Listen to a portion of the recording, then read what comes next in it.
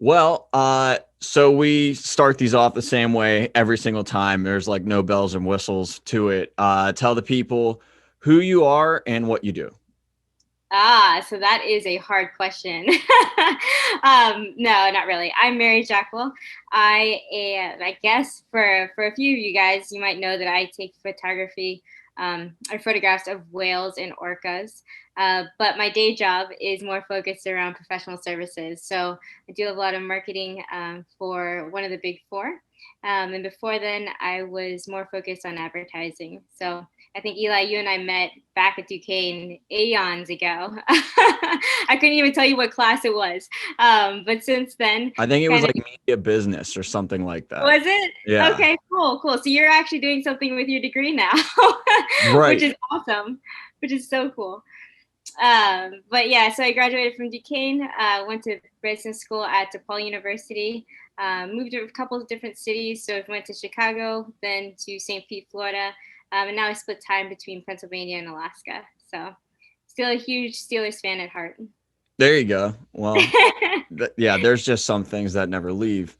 Um, but so I don't really know exactly how you popped back up like onto my radar. Like it's so funny how social media kind of like has people resurface into your life very randomly. But Yeah. like when I came across your Instagram feed, I Uh-huh. was just absolutely blown away. And I love nature. I'm such a I'm like my feed is so strange, but there's like just amazing and odd things in nature are like one of the things that fascinates me the most in life.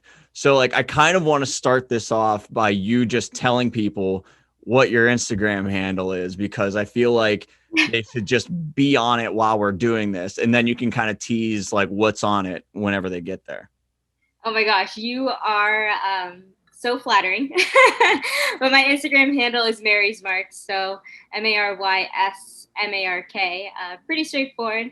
The concept is obviously make your mark on the world, right? But again, just kind of take photos of whales and orcas. Some, to your point, wildlife, a few eagles here and there. But things that I just find inspiring. You know, a lot of the work that I do, I find here in Alaska. So you've got the humpbacks and the orcas that come through during the summer months, and that's usually when I'm here. So always a great time out on the water, and really want to share that experience with other folks. Yeah, well, I mean, it's amazing that you do it. I like the it's I mean, how insane is it? Like for me to think that anybody would ever see that would be like a once in a lifetime kind of experience and this is like just a regular thing for you. Like that to me is absolutely bonkers. Well, you have to come out with it sometime.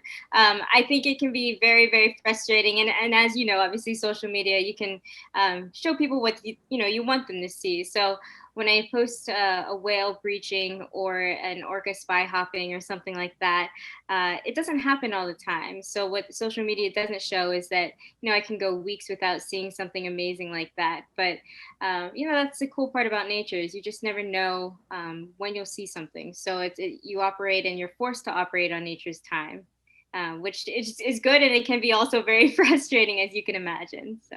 Right. Well, so what's like a day in a life of just going out and shooting on the water? Like how do you have this organized that you just kind of do you have your own boat? Like do you have like a crew of people that you hired and you guys go out? Like how did you like figure this all out? That is a great question, and one that I never thought of explaining before, Eli. So great question on your part. So I do have a personal boat here in Alaska. My husband likes to do a lot of halibut and salmon fishing, Nice. and so yeah, yeah, super cool. I unfortunately don't like to eat seafood, but he loves it. So we more than happy to ship some to you, Eli. Right But on. that being said, yeah, right. We go out. We Let me back up. We work Eastern hours, so we're up at the crack of dawn because there's a 4-hour difference between where you're at in Pittsburgh and where I'm currently at in Juneau. So we're up super early in the summertime. That works really well because it gets light out fairly early here. So we head down to the dock, Ock Bay Harbor out of Juneau, and we do have a private fishing boat. So we go out. Oftentimes we'll be targeting like halibut fishing or something like that. We'll make up to an hour run from the harbor itself, and we'll just start fishing. And oftentimes what we'll do is we'll see either a pod of orcas come by or we'll see a humpback reaching in the distance. At that point in time, oftentimes we'll pull up the anchor and just head over that direction. I actually started photographing humpbacks and orcas because I was quite bored. um, so it's pretty straightforward. For us, you learn a lot of things along the way, right? So you learn where the humpbacks will be. You learn some of the places where they hang out, where their food is, obviously. So it just takes some time and experience and literally just time out on the water, right? It doesn't happen overnight. I can't tell you the amount of shots that I have missed. So many whale shots. But it makes you stay positive, right? Because it's easy to not get a shot. It's very easy to not get a shot, I should say, and just be kind of down on yourself or just down on the day. But if you keep that positive energy up and you're able to say, "Hey, maybe there'll be another breach soon," then it gets to be very exciting, and you really do focus on the next upcoming thing. So. Long story short, yes, we have a private boat. We go out there, a lot of experience, just kind of tracking and looking for whales when the spots we know they'll be at. And it all started from going out there and getting fishing, fishing spots and stuff like that. Right. Well, I was actually going to ask you, like, do you have like specific go-to locations? Like, how do you figure out like where best to get the shot? But I guess you kind of answered that, just saying that like you learn where the food is, you learn where they're going to be at certain times of day. What's a good spot? What's a bad spot? Um, Yeah. so you go out super, super early then. Like, what Yeah. time do you head out your time? Sometimes as early as like 3:30, we'll head out from our place and get to the dock around 4. Get set up, that kind of thing, and then head out. It makes for a long day. Obviously, we're operating off of Eastern hours, so it feels like 8 a.m., 8:30. But the challenge is it also stays fairly light out late, so it can be like 11 p.m. and you can still obviously see and stuff. So you can get off the water and just be essentially losing track of time the entire day and not realize how late it is. So it makes for a very short night. But a lot of coffee and tea also helps. So yeah, it's So always a do little you, bit longer day. do you like do you legitimately live there? Then are you like a resident of the frontier state? Like, I am not a resident, so there are strict rules in terms of if you're a resident of Alaska because of the dividend fund and things like that. So technically, no, I'm not a resident. We are in the process of purchasing a place up here. So what I expect we'll do is split time just between PA, so Pittsburgh, obviously, and then up here in Juneau. right on. And then, but you're all over the place. So this is really just like a passion project, like, or do you do this professionally, like in any aspect? Like, have you been hired by people to be a photographer and whatnot for them? Like, or is this literally just like a hobby? I'd say it's a little bit of both. So when I moved from Chicago to Florida, that's when I started Mary's Mark Photography. At that time, I was taking photographs of people, doing more portrait work, right, and getting paid for that. When What I was that? That's a good question. I would say 2016, Okay. so like 4 or 5 years ago now. Um, when I was doing that, what I really, really like to do, Eli, was actually take photographs of landscapes. For whatever reason, not that I don't love people, I just enjoyed taking photographs of landscapes in the ocean, and so I started to sell that work into stores there.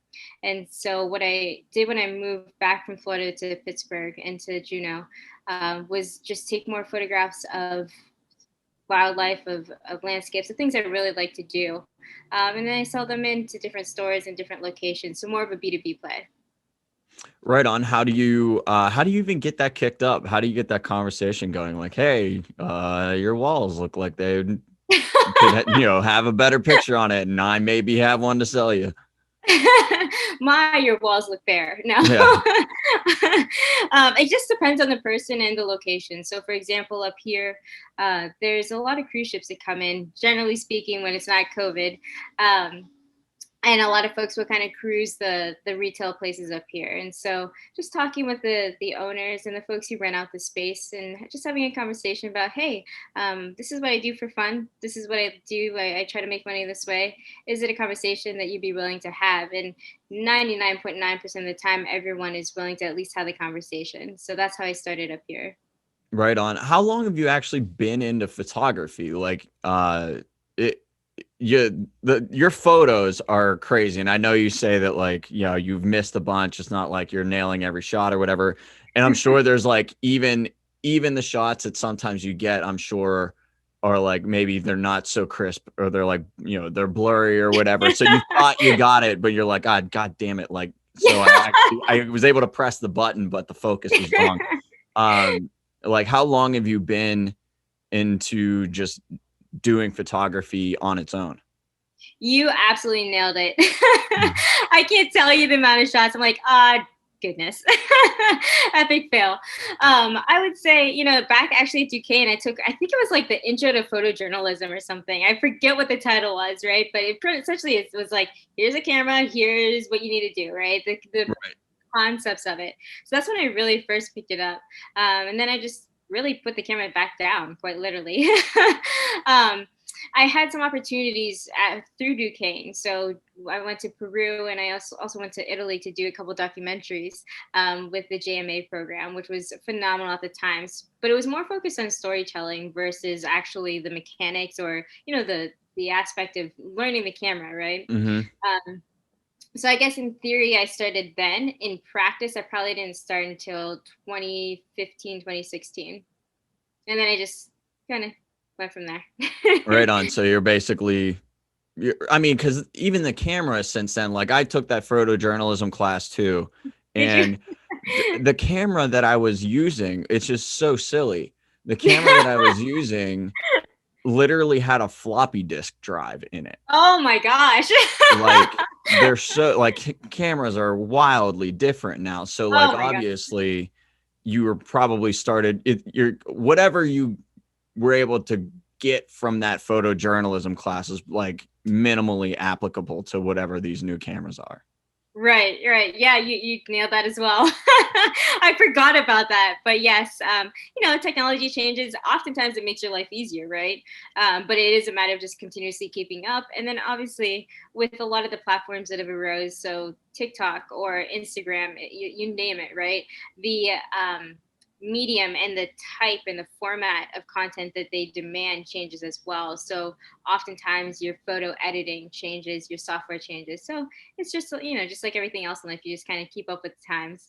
Right. When you were learning photography, because I'm kind of in this I'm in the motions right now, just like very casually messing around. I bought a camera, All very right. casually messing around with. Yeah, I got it. I think I got it like a year ago, and it's so weird that, like, the amount of time I have now. I thought I would have more, but I was like, oh well, maybe I'll use the shutdown thing to, like, get a little bit better at photography, and I barely Yeah. even take the camera out, which is so bad. But what I'm getting at is, I had to figure out how to, like, figure out what camera 101 is. So, like, when you were learning, what did you focus on first to get good at photography? So this is probably not the best way to think about it, right?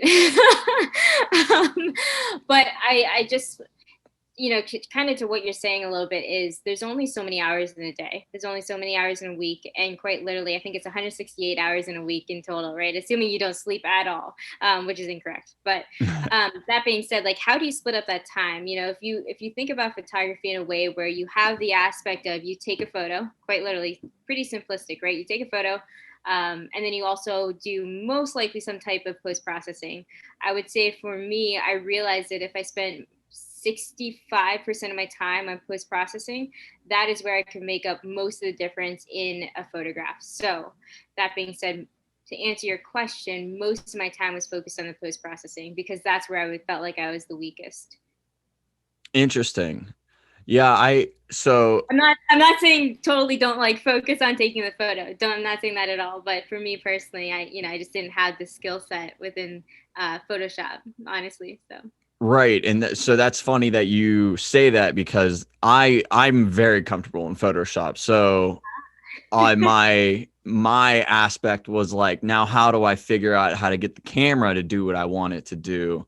So then okay. I you know going into YouTube. Basically YouTube is like my endless it's like my endless tutor. I just go there and I look for because it's there's directions for literally anything. You can Oh have guys will tell you how to do your own electrical work if you trust them on YouTube. yeah. There's something on there to tell you how to do literally everything, and it's a little bit insane because it makes me kind of angry about how much my degree cost. Now it's all on there for free. Oh, I can imagine. I can imagine.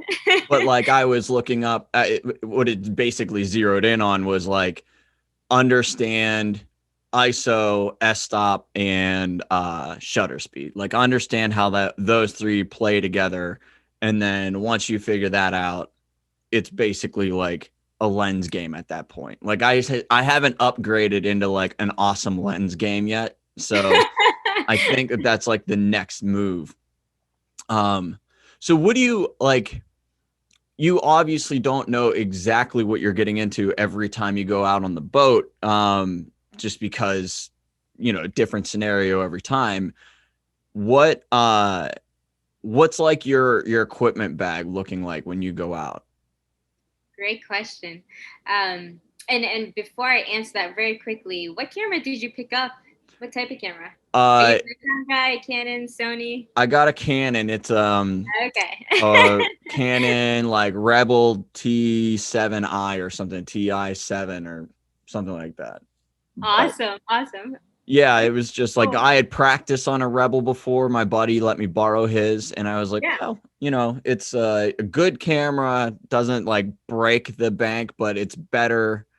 It's better than like the one that like somehow like your like dad would get like baited into. Like he's like, oh, it's a great deal. It says Canon and it's a great deal. It's like, hey, come on, like Yeah. at some point you got to understand that you're just paying for the fact that you got the Canon name on it and you got no bells and whistles inside it. Right, exactly. I know what you mean. I know what you mean. Well, that's awesome. I've never used one, so you have to let me know what you think for sure.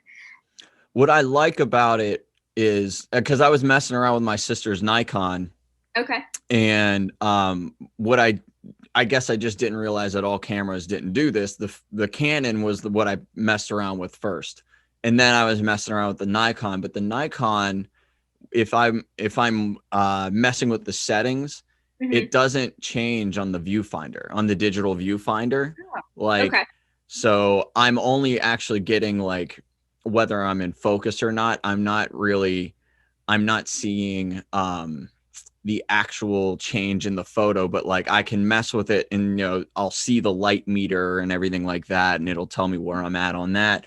But and maybe that actually helped me because I wasn't really looking at the meters and stuff. I wasn't paying attention to the numbers, but then I get onto a camera that doesn't handhold me all the way through, and all of a sudden I'm doing more technical work Yeah.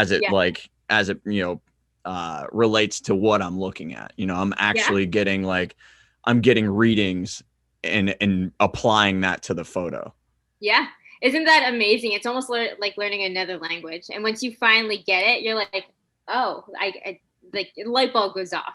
Right, right. And so like it always scares me when people are like, it's like learning another language. I was like, you don't know how terrible I am at Spanish. Like I think I Oh, studied Spanish for 12 years, something like that. I am just god awful at it. I don't know. It was. You can't be that I'm bad. horrible. I can give you some numbers. I can give you some obscure sentences, some colors. But if I'm supposed to be surviving somewhere in a Spanish speaking country, it's not going to work. It's not gonna work. Gotcha. Well, good to know up front. I'm so glad we did this interview in English. Right, right. Yeah, I don't have my chops up for the Spanish version yet. So Not after that birthday party, right? right, right. Yeah. Yeah, I'm already a little slow, so No, I'm just um giving you a hard time. But yeah, sorry, I didn't mean to completely take us off course there. I guess to kind of to go back to your question, what's in my camera bag when I head out? yeah. I think that's what you had asked about 5 minutes ago. Sorry, took us down a really long tangent. I, Um, I do it all the time. awesome. So it's a Nikon D5 usually, and then a Sigma lens. So not even a Nikkor, but a Sigma 150 to 600. So pretty straightforward. Oftentimes it's raining here, which is always fun, meaning the water's quite literally super choppy. And I almost always forget my rain bag or my rainproofing kit. So I usually end up with like a Safeway shopping bag over top the lens. Looks pretty ghetto, but it gets the job done. So yeah, that's pretty much it. Right on. Well, I mean, it's a lot more basic than I expected. So, what's I'm pretty simple. what was the lens that you use? Is that what you would say is like a pretty go-to all around solid lens for like almost any situation you can run into? Um, yes. So for Alaska, everything here, in my opinion, so again, remember my favorite reference is like Pittsburgh, Pennsylvania, or like the East Coast, right? Everything here in Alaska to me feels super big, just enormous, right? You look at a mountain, you're like, oh, okay, that's not big, or like it looks grand, but you're not like in your mind, you just don't understand how big that is until you're looking through a lens, and you're like, wow, that zoom just does nothing, right? I zoomed Right. as far as I can and it didn't do anything. Or like an eagle, right? You see an eagle and you're like, wow, that looks pretty small until you get close to it and you're like, okay, that's like half the size of me, right? Um, it's just the grandeur here is just so much bigger. Um, that being said, yes, for me, that's my go-to lens. I have missed shots with a humpback whale and an orca, well, many of them, I should say, when they're up close, right? So when something's super close and you've just got a telephoto lens, there's not much you can do. That being said, the recommendation would be to just have multiple camera bodies, multiple setups. That also being said is oftentimes those types of breaches are not something that you have a warning for, right? You're Right. all of a sudden it's like right there and you just wouldn't. I don't have the reaction speed. I don't know if most humans would with cameras that well, right? Maybe a Paul Nicholson or something is would but not me. So yeah, I would say that is definitely the go-to for me. Right on. Well, so I kind of want to like I want to dig into like the longer story. Like, so you bounced around a lot. You said from Chicago to, or you went, had Pittsburgh, and then you had Chicago, and did you say like Detroit? What was, where else Florida, did you, St. Pete. Florida? Oh yeah, yeah, St. Detroit Pete. works though. I like Detroit, I mean, yeah, except not it's the right things. Not way so much. better now. It's way better Yeah. now than what it used to be. And then you wind up in Alaska. So I kind of want to know, because I think that this is really fascinating how people kind of end up where they're like, where I see them in the current moment. Um, like literally I left off with you in a class in grad school. So like, give me the longer version of what, like where I leave off with you in grad school in like 2010 to you being in Alaska, like now shopping for properties, in 2021. Yeah, so let's see the long version here. Hopefully, this doesn't put you to sleep. So, Eli, I remember sitting in class with you back probably what 2009, 2010. Yeah. I maybe Yeah. okay I because like graduated in 10. So it'd be probably oh yeah, nine, oh so did nine, I. 10.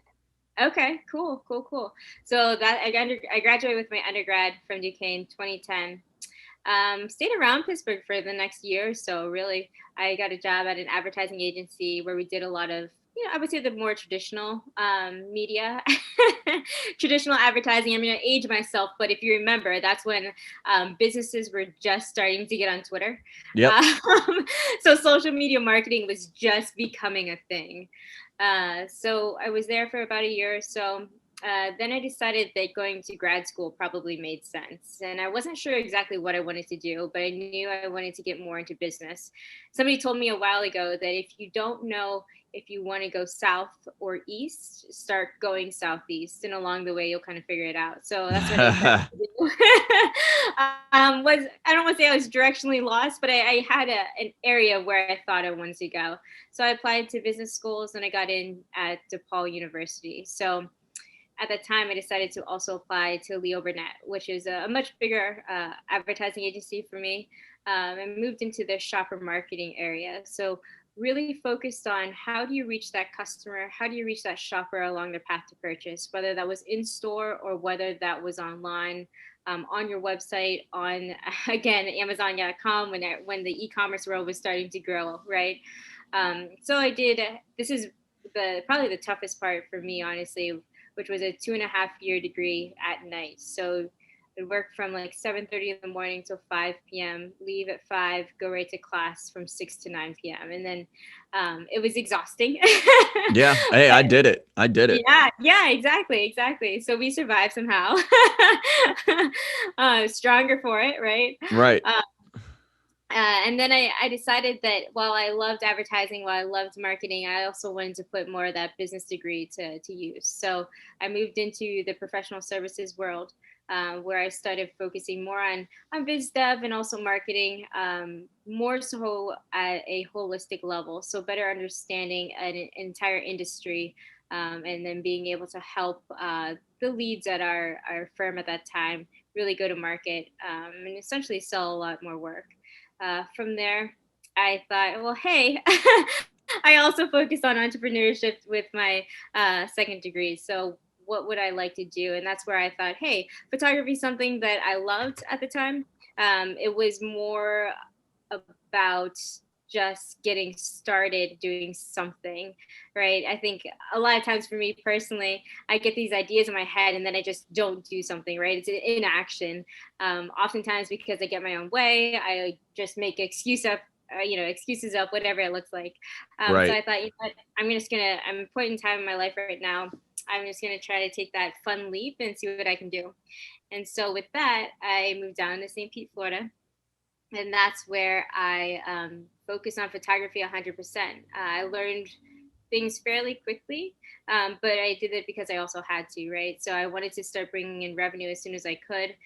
It was about what 1 to 2 years of focusing on it and building up the relationships, not only with your clientele, or I should say my clientele, but then also, from a B2B standpoint, getting a website up and running, all of that, which was fun. There's also the not so much fun piece, which is the taxes, it's the operations, it's the paperwork and stuff that I didn't find fun and exciting, but you have to learn on your feet for a lot of it. To your point, you can watch a lot of YouTube videos and find out a lot of information. But at the same time, it's also one thing to watch somebody else do it, and another thing to actually be held responsible to do it.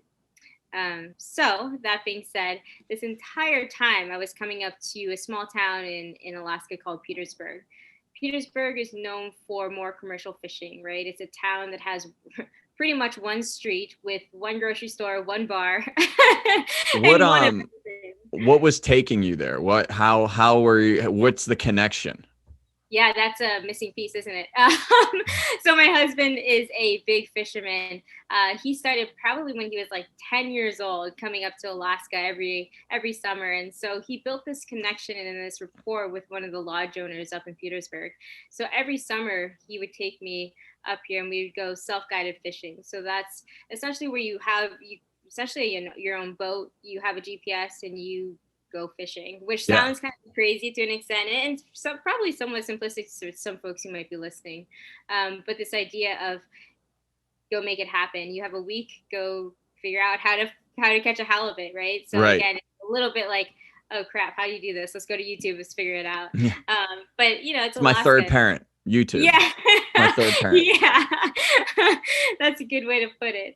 It's your fun aunt, right? Yeah. Um, so we kept coming up here, and one thing that we realized over time was that Petersburg was absolutely phenomenal, such a great place to have fun and really make it a recreational location. But if you're going to work in a job where you need a reliable internet, um, it may not be the best spot to go, as well as there's, I think, one flight in the morning, one flight out of the town in the afternoon. So if you needed to get somewhere Busy quick, place. yeah, super busy. Real busy.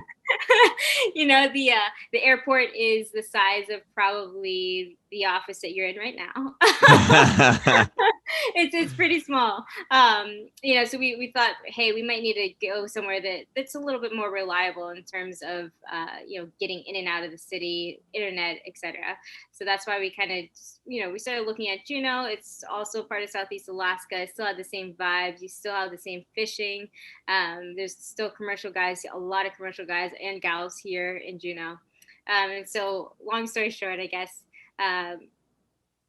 moved into the Juneau area, and we started coming up to Juneau more frequently versus in Petersburg. So, um, from I forget where I was at. Oh, in Florida, we moved back to PA, and so we bought a house there, and then we just continued to coming up here during the summers. And after a few years of renting, we thought, hey, why don't we buy here?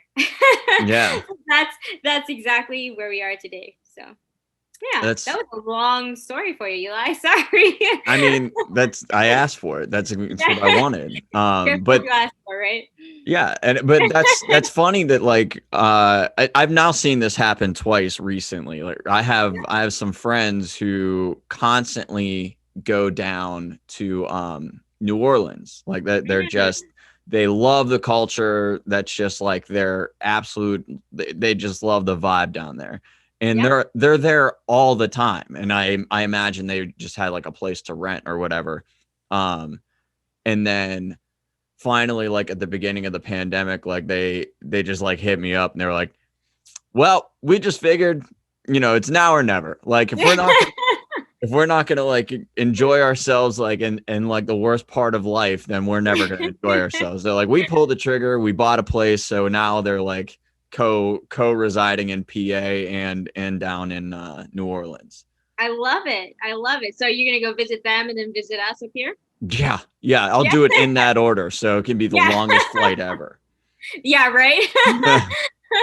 Aw. No, I absolutely would love to come visit you and Yeah. go out. Like that would just blow my mind to be able to, like I still just can't imagine uh that being so readily available to you. Like your Instagram literally looks like its own Nat Geo. Like it looks like its Aw. own like National Geographic. It's crazy. Um That is so kind of you. Thank you. well, I mean, it's I love people have wildly different outlooks on social media than I do. I am very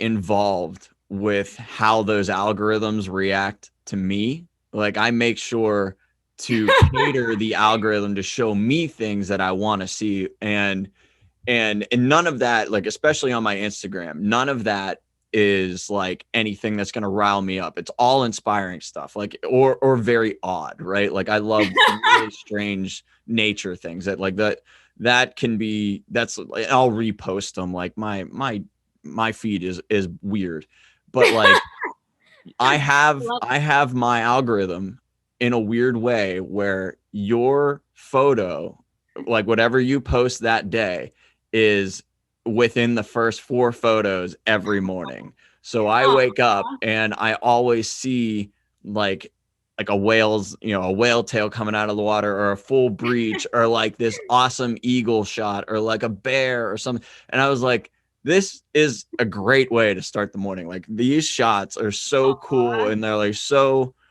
like it does blow my mind that this is something that you kind of not like obviously you say that like not every day is like as jam packed with action as as the photos may seem, but the fact that it's even an option on like it's accessible to you daily is blows my mind.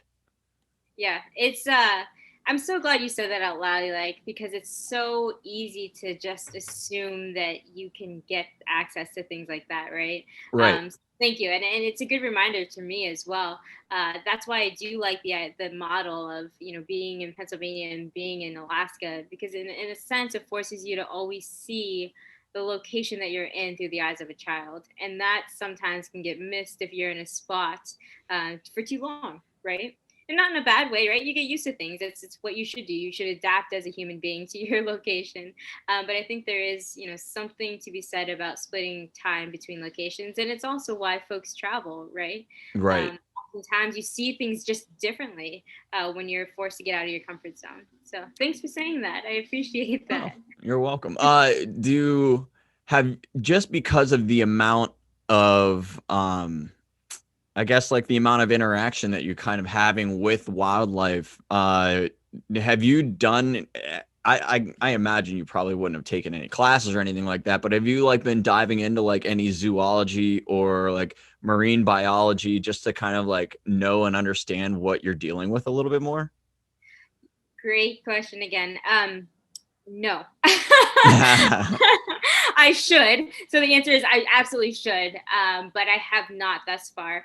What I have started to do was pull together a website called Wandering with Whales.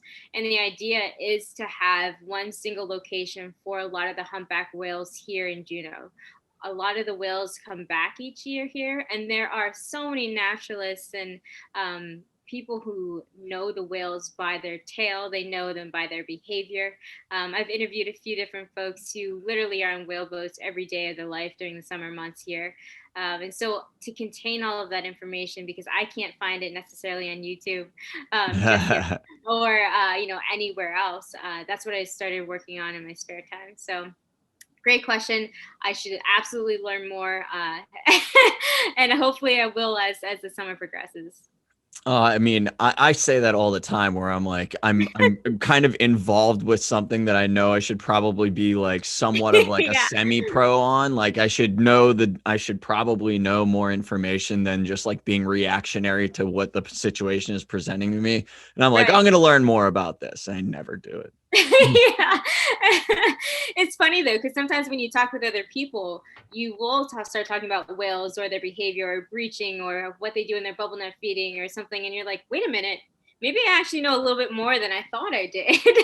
Right. Well, that Just becomes natural to you. yeah, it's like osmosis, right? You're just in Yeah. it, so you're just absorbing it, like you're like and that's also very interesting. Like I wouldn't say it's unscientific, but it's not exactly like theory based. You're just out there and you're like recognizing patterns or you're seeing like if you've seen a whale or a couple whales like multiple times, then you're going like, oh, so like this is their time, this is when they're here, this is like the amount of things that you just kind of like associatively grab onto just because they keep repeating or they keep showing themselves again. Like that's a kind of a cool way to learn. Like it's totally trial and error, but like I don't know, it's still something. Yeah, it reminds me a little bit of, I'm looking at your hat. I think it's a Pittsburgh Penguins hat, right? Yeah, there you go. It's a little bit like watching a hockey game or experiencing sports, right? You see things, and you might know the stats of a Crosby, or you might know the stats of an old, when Orpik was on the line. Um, but you might not necessarily be able to quote them. But since you've had the experience of watching the game or even being in person at a game, you can talk about it and it means something to you versus just rattling off Orpik stats. Right. Yeah, there's a whole different vibe to Yeah. actually having the personal experience of like being in it. Like Right. so as much as you could talk about the data of it, but there's nothing that could replace the actual experience of like being in it and having to like literally react to it in person. Yeah, exactly. Exactly.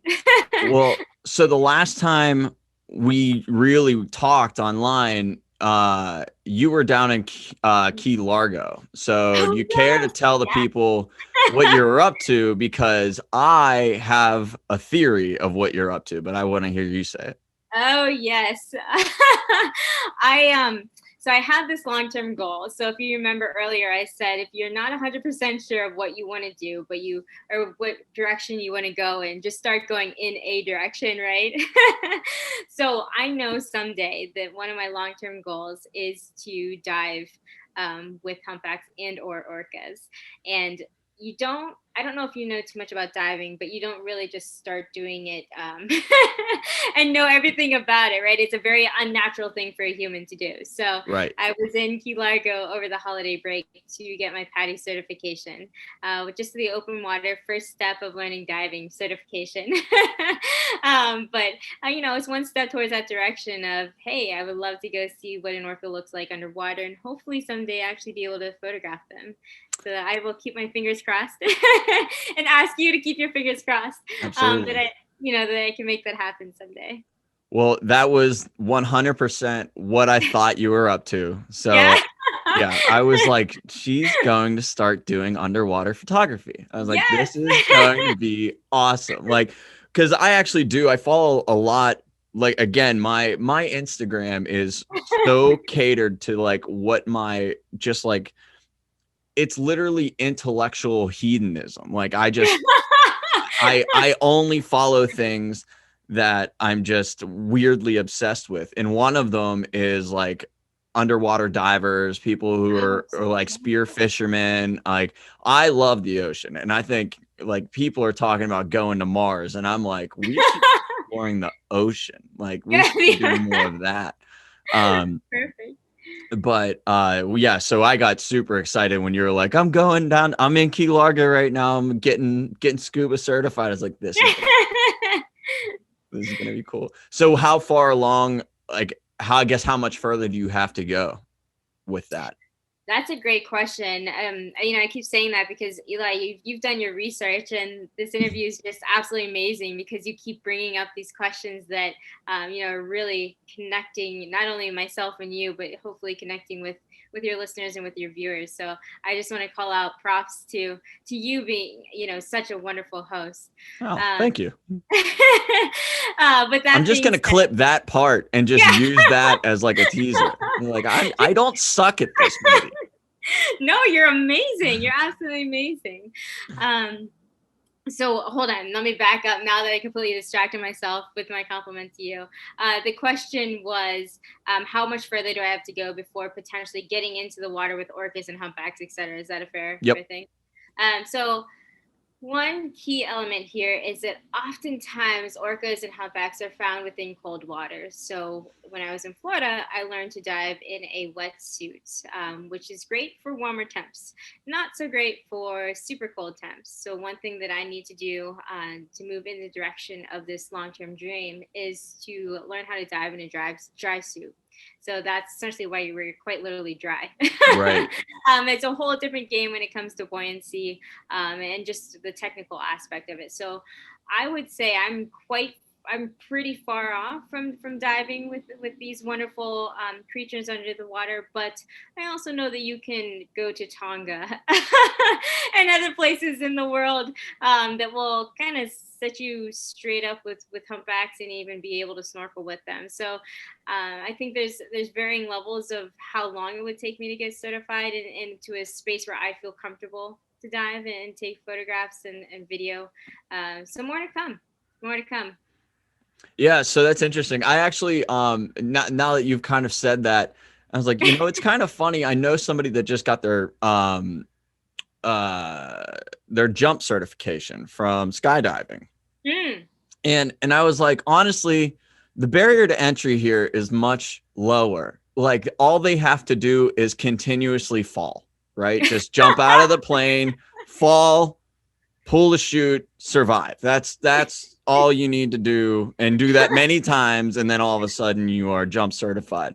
But like the it seems like going underwater, especially going underwater in extreme circumstances like very cold water, has a whole lot more steps to it. So like for you to just be like, well, yeah, there's a long way to go. Like I can kind of probably navigate being like in warm water right now, but like knowing what I'm doing in ice cold water, not so much. Yeah, and I think it's a lot of it comes down to comfort level too, right? So for me, even when you think about going on a boat in the middle of Alaska, it's oftentimes not like you can call like 1-800 tow me, right? If your engine goes down. And Yeah, in oftentimes, your very busy area that you yeah, live yeah, in. exactly. And oftentimes when you run into issues on the water, whether it's diving or obviously whether it's on a boat, which I can speak more to, it's not that one thing goes wrong, right? It's not like, oh, my engine went down and we're just having pina coladas out here and my anchor's working and life is good, right? It's never that. It's always a compound effect. It's usually the weather's picking up, it's already pouring rain, visibility is low, one engine goes out, your anchor gets cut. There's like Right. seven things that go wrong to make it a pretty dangerous situation. So I say that because even with diving, a lot of it might be just getting into somebody's, at least from my experience, getting into a comfort zone, a level of comfort where you feel like you are strong enough that you can be safe in any given situation, whether that's just you're out of air situation or somebody else that you're diving with is out of air. Now what do you do? So um, really finding that comfort zone and then being willing to push that comfort zone a little bit. It might take a while for me. So I didn't even think to consider asking this before, but I'm going to now. Oh yeah. So like what are what is the actual temperature that you're dealing with whenever you go out on the boat? Like obviously the temperature varies, all year, but like what so like summer, spring, summer, winter, whatever, go through all the seasons. Like what are the temperatures that you deal with whenever you're out on the water? Yeah, generally speaking, where we're at, I would say between 40s and high 50s, give or take, throughout the summer. Yeah. Here, the tide runs about, it can run up to like 20 feet, but oftentimes, it's 12 to 15 or 18. So the water is constantly moving. That's another thing that's a big change, at least for me, in Alaska versus obviously anywhere on the East Coast. It's just the how drastic the tides are. So Really? yeah, the water is super, super cold. Not something that you'd want to be in for too Right. long. That's for sure. So what do you wear when you're because I we have a boat down my one of my business partners has a boat, keeps it down on the water all summer. And for me, I'll even notice, and I mean, and this is the summer, that Mhm. like down by the water, and I don't know why this is. I think it must just be kind of the fact that like water emanates its own temperature up a little bit, but it's significantly cooler on the water than it is on land. Oh yeah, So what are you wearing whenever you go out on the boat? Because I imagine that I think that's probably the thing that would interest me the most because of how big of a wuss I am of being cold. Like I suck at being cold so bad. So truly, I want to know exactly what I need to wear and to make sure that I'm warm because that's kind of why I stopped hunting. I just couldn't ever really. stay warm. Couldn't stay warm. My and like I don't have a giant passion for it, so it's not like oh man, I don't hunt anymore. But it's like I would be out there, and it's once I get cold, it's over. I gotta Yeah, go. I gotta. yeah, So totally hear you. what do you wear out on the whenever you're out on the water? What's like a good functional outfit? Well, and Eli, you're about as thin as a spaghetti noodle, so you not Mm-hmm. having any body fat probably doesn't help with your body warmth. No, no. Let's see. So, uh, it's often rainy here, and if it's not raining at the time, it will start raining at some point in time. So heavy rain gear. A lot of times you'll see folks in grundens, which is just more of a thicker raincoat, as well as bibs or long pants. That's usually the outer layer. On the inside, I just dress in many, many layers, right? You've got thermals, sweatpants, jeans, whatever makes you feel comfortable, and then probably like 6 or 7 layers on top. The crazy part is, yeah, I know I gain 100 pounds just by the amount of clothing that I have on. Right. Um, the crazy part is it can get fairly warm up here. So in the summertime, I mean, it's been like 80 degrees on the boat, and I'm in a tank top. So dressing in layers makes a lot of sense here. And then Eli, I'm very much like you. I don't like to be cold, so I will crack open like 6 or 7 different hand warmers each time I go out, just to stay warm. And to that point, once your core gets cold, once you're chilled all the way through, it is hard to kind of get warm again until you have a hot shower or something. Yeah, yeah, no, the we went to me and a group of friends a couple years ago. We went to Lake Tahoe Oh, in it's like early September. So okay. like the summer has officially passed by, and at that point, at that altitude, like the water is no longer warm. It's back to being whatever. Like, and I think right before we got there, they had like a random frost. So like it like kicked back down into like, all right, everything's cold again. So we're out on the boat, and we, because we you can't go to Lake Tahoe and not go on the lake. So like we get a boat and we go out there, and then we all decide that we're gonna jump in the water. Like we Oh my can't, gosh. like this water's beautiful. We can't not get in.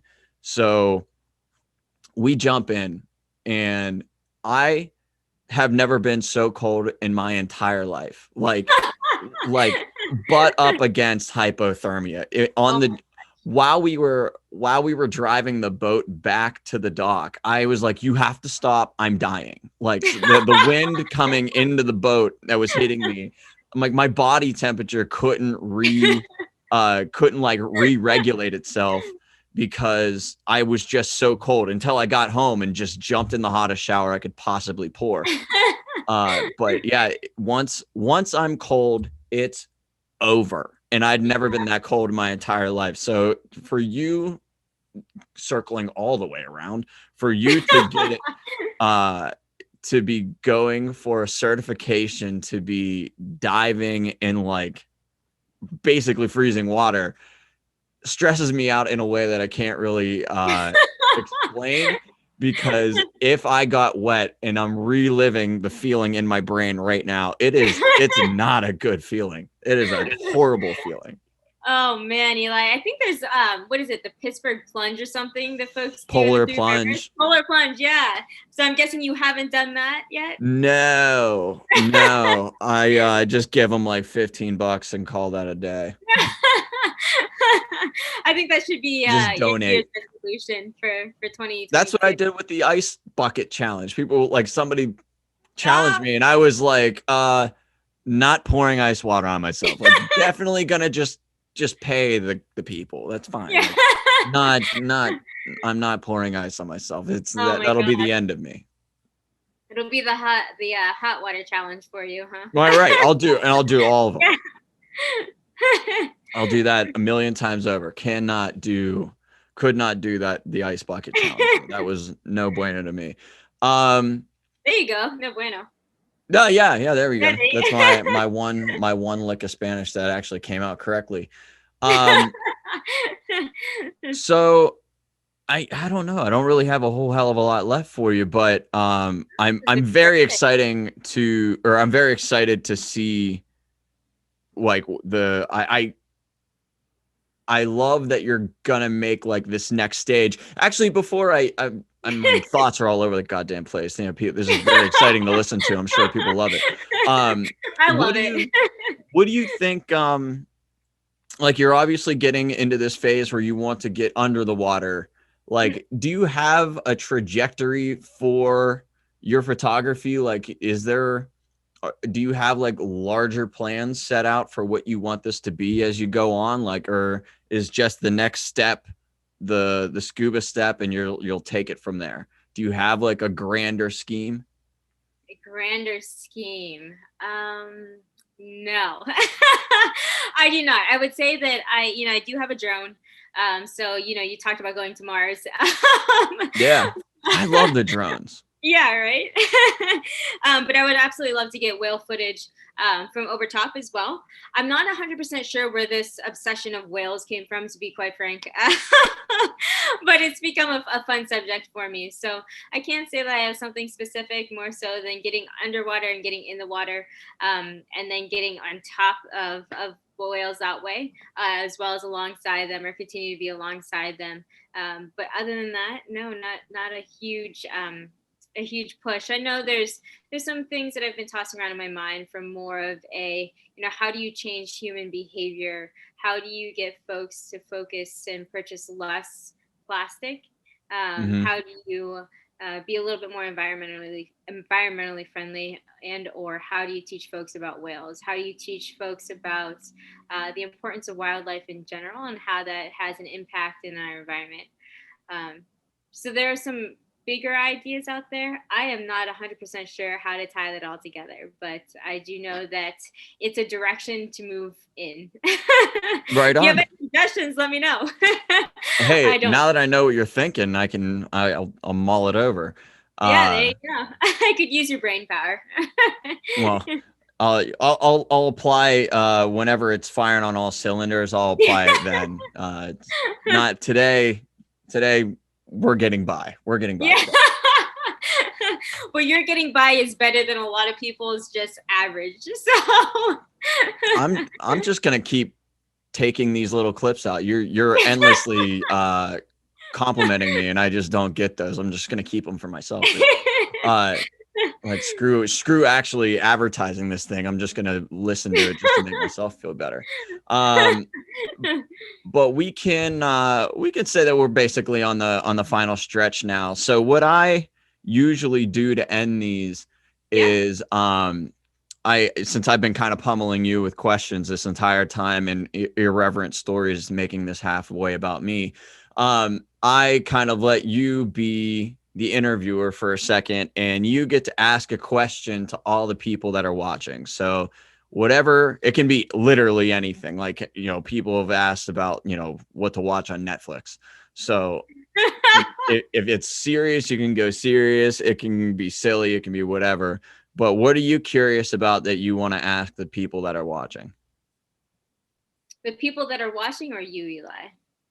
It could be both, but you can ask me a question, but I always have you ask them one. Okay. Okay. I'm And down to answer a question. okay, how about I'll do two if that's possible, right? Okay, One for you and one for everyone else, and or you can answer both. right on. I guess for you, Eli, you ask a lot of these questions. You got find a roster of folks. You're great at this. But what's one thing that you wish people knew about what you're doing here?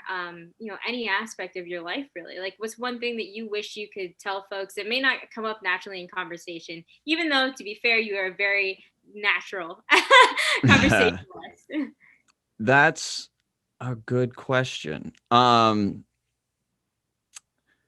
I think I think what's hard, like what I'm doing in these interviews is largely being very selfish because I'm having the conversations that I want to have. Okay. Like and like I had my best friend on here. Like I've known this girl for forever, but we've literally never sat in like a purely professional lane and had that conversation, right? We're constantly so casual with each other that we're talking about, deeper things into our life or whatever. But I learned so Right. much about her that I didn't know professionally because we never really landed in that lane. So like I started doing this and I've just been having the conversations that I want to have.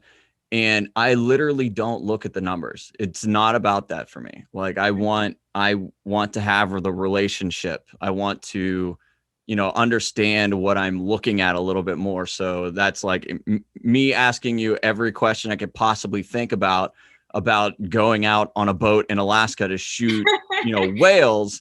This is all selfish for me, truly, and it's not like I want this to like be the Joe Rogan show or whatever, how it's like the biggest thing on the planet.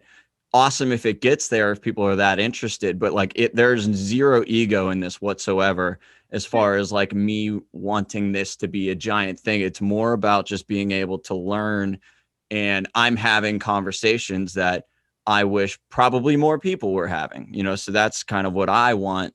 That's kind of what I want people to know. Like I guess I never really said what my intentions were about this podcast. And it's truly to be able to talk to people that I want to talk to about things that I think are important. Like a lot of people don't get to hear the decision making that goes into having a business. Hmm. A lot of people don't own businesses, so they don't know the crazy shit that goes into running a business. But as somebody that like has started businesses, like, there are so many unbelievably difficult decisions that need to be made before it becomes the store that everybody loves, Hmm. So Hmm. I like hearing that. I like, people kind of highlighting the lowlights. Right, right. No, that makes a lot of sense. You're right. Oftentimes, especially with social media or just even quick interactions with folks, you want to hear the good things, right? You want to hear the positives, but often what truly makes those positives really the positives are actually the lows. So that's a Right. great way to phrase it. Yeah. Awesome. So I guess that if I wanted anybody to know anything about what I'm up to, I guess it's that I'm just this. I couldn't fake this. I'm not interested in sitting here and having a conversation that I'm not really engaged in. So like this is what I'm having this conversation because I want to. Hmm. Hmm. Yeah, absolutely. And you can tell with your authenticity, meaning just the nature of your questions, that it is something that you're really into. So, thank you. You're very welcome. Yeah, as I'm saying that, that is a compliment to you. I find you massively interesting. And it was just always so surprising too, right? Like I just remember you popping back up somehow via social media, and then I see your Instagram feed and I was like, what is happening? Like I thought you were going for like broadcast journalism, like to be like an actual like anchor or something like that, and then all of a sudden like you're I'm seeing like pictures, like videos of bears and whales jumping out of the water during like a sunrise or a sunset, and I'm like, what did I miss? Like, where did this turn happen? Like, like I got to figure this out. Oh man, So a lot can happen in a decade. for sure, Oh my for gosh. Oh my sure. gosh. So yeah, that was the question for me. So what's your question for people? Oh my goodness gracious. There's so many, I guess. My question for folks would be, I guess maybe it's twofold. One, what does help look like? I think oftentimes we do get focused on what help looks like for each of us individually. So, how do we broaden that, and what does help look like to other folks who may be in business, just starting a business, or not in business at all, but know that they want to do something exciting? I think just being able to engage with other people, and to your point, we all hit low lights and maybe not so positive things throughout the journey of business. So what does help look like? What can I do? What can the rest of the folks do to help you? I think that's probably maybe the first part of the question. The second part is literally like, what do folks want to know about whales or orcas? Probably a much broader question, and probably one that not too many folks think about. But if you could impact the world through whales or orcas, what would that connection be? What do folks want to know? That kind of thing. Right on. Well, Yeah. I think both of those are very legit questions. Yeah. And if again, people just need to get onto your Instagram and they'll very much understand why you're asking about what do people want to know about whales. So, but yeah, I can't thank you enough for taking the time. This turned out great on a lot of different arenas because I honestly wasn't sure how solid I was going to be for this. So I think we pulled it off pretty well. Yeah, you I think rocked it. I think we pulled it off pretty well, and I I just love hearing about what you have going on and kind of how you structured your way into doing this like unbelievably like interesting hobby that's also a profession to like an extent.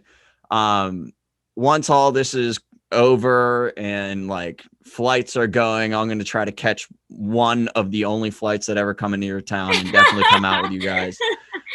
Um, how long until you think you're actually going to land a property? Do you have anything in the scopes already, or is there Oh are you yeah. still just looking? This has been under work since last year, actually. So we're actually set to close on Thursday.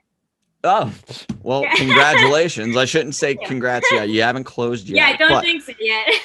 but assuming all things go well, congrats. That's awesome to hear. So you'll at that point you're really working on that legit residency. Oh yeah, for sure, Eli, and I expect you to be up here fairly soon. I will definitely take you up on that for sure. Which this isn't the word that having the podcast has actually been interesting because I've been offered it wasn't anything I ever thought about Yeah. before, but I've been offered opportunities just by having a conversation, right? I've been offered Yes. like randomly people are just like, I'll have them on and they're like, well, you should come. Like Bill Saris, right? The guy from Sarah's Oh, I watched Candies. that one. Yep. He Amazing. right at the end, I was like, I definitely gotta pop over to the back over to the factory whenever Yeah. everything's all good. And he's like, for sure, we'll walk you through. I'll take you through. I was like, 100%. I'm gonna have the president walk me around Sarah's Candies. How amazing is that? Yes. That is Um, amazing. That is so so awesome. yeah, I mean, there's definitely some perks to it, and I'm not anybody, right? Like, so the fact that like I'm Oh, getting perks is like kind of oh, legit. I you mean, are no one knows who the hell somebody. I am. I am Yeah. I am me, but I'm not really anybody. Um, Oh, but you are. so to just kind of cap this off, Yep. I just say tell people where they can reach you, your website, your social media, all the things. Whatever people want to, however you want people to be interacting with you, just give them all that stuff. Oh, you want me to do Yeah. that? Yes, perfect. Well, you can find me on Instagram. I know we've referenced that a few different times throughout this interview. So it's, the handle's at Mary Smark. Pretty straightforward. See a whale, it's probably me. Yep. And anything else? No website, no nothing. You just want they'll just go to your Instagram and that'll get them where they need to go. Yeah, exactly. That's fine. That's absolutely fine. Right on. Well, thank you so much for taking the time to do this. And I am 100% I actually think that if I go to Alaska, I think that rounds out my 50 states. I've been in all What? 50. You've been to almost all 50. Holy cow, that's amazing. I Did you do a road believe. trip or like, how did you get? Yeah, back in the day, I did a little bit of music touring. Okay. So I was kind of the de facto tour manager for a small band that was on like a bigger tour. So I've Oh, been basically through every state. Like I haven't experienced all of the states, but I've been through them. I've okay. physically been in them. And I think I might have to go back and like literally look at the list, but I'm pretty sure ever since I hit Hawaii a couple years ago, that brought me like I think close. I think I'm on 49. I think Alaska is the rest. I think Oh that's my it. gosh, I feel like we have to have a celebration. Like this has to happen. Right, right. Absolutely has to happen. So Sweet. yeah, that would be awesome. But thank you so much for doing this, Yeah, and of course. of Thank you. course we're gonna have you back on after you get your scuba certification to see what that situation has evolved into and how that goes. And yeah, I don't know. That's it for me. That's all I got for you. So thank you for doing this. Awesome. Well, thank you so much. It's been such an honor. Appreciate it. Appreciate your time and your inquisitive brain. It's absolutely wonderful. So thank you very much. I'm clipping all this. All right, All right. Take take it care. easy.